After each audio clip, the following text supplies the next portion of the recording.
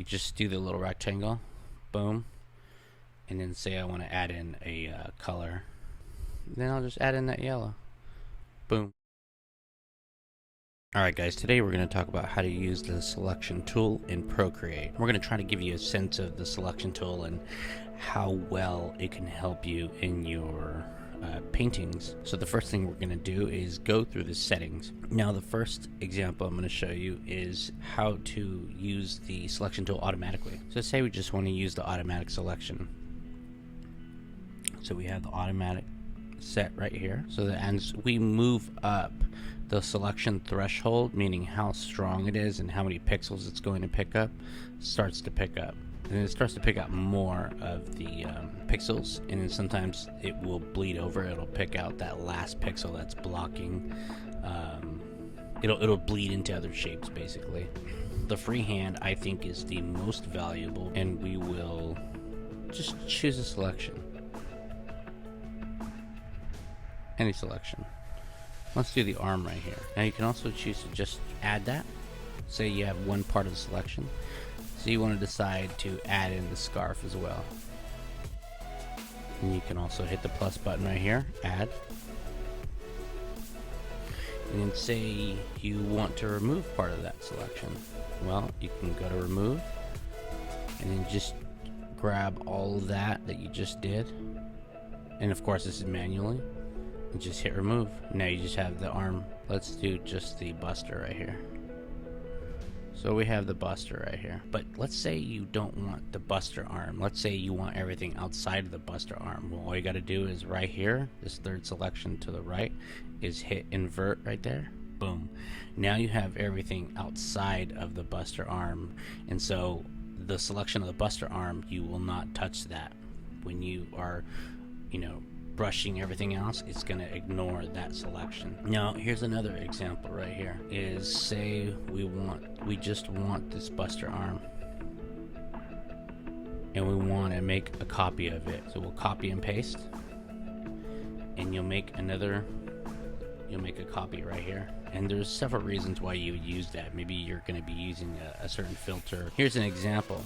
Say you didn't want the cape on that same layer, so then you would just cut that out. And again, I'm just doing it really quickly just to give you an example. You're going to copy and paste that cape, and now you can erase this cape right here, this first cape, and then now you take away that cape and it's not on that original layer that's under that cape layer that we just copied. Now it's on a different layer, so you can do whatever you want with that layer. I mean, the selection tool is so useful to do that. You have so many options. I love this feature right here, is the save and load. So say we want to isolate these little areas right here. I'll select that tool and I'll go over here and I'll select this part right here, these little ear pieces.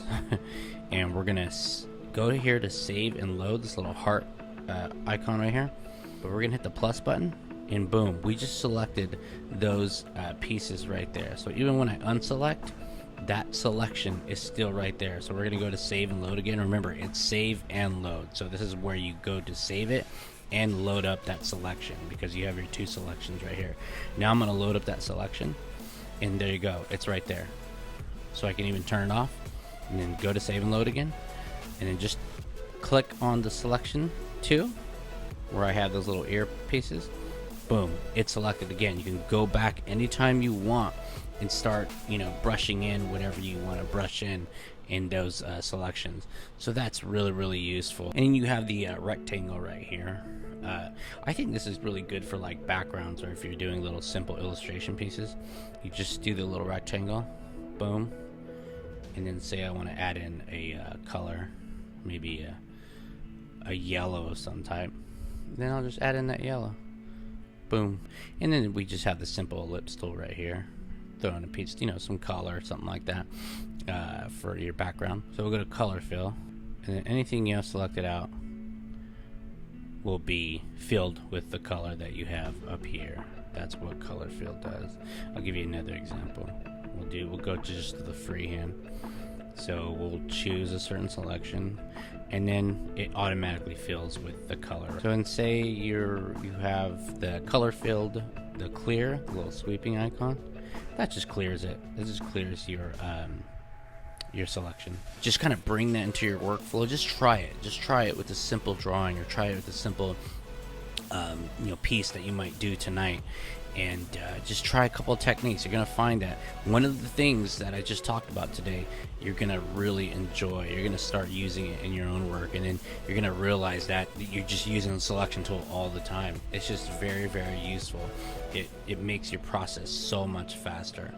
Alright guys, well, that's all I have for you today. I hope you enjoyed the video. If you like this video, and if you subscribe, you will see me next time in the next video. Don't forget to follow me on Instagram, and I'll see you guys next time.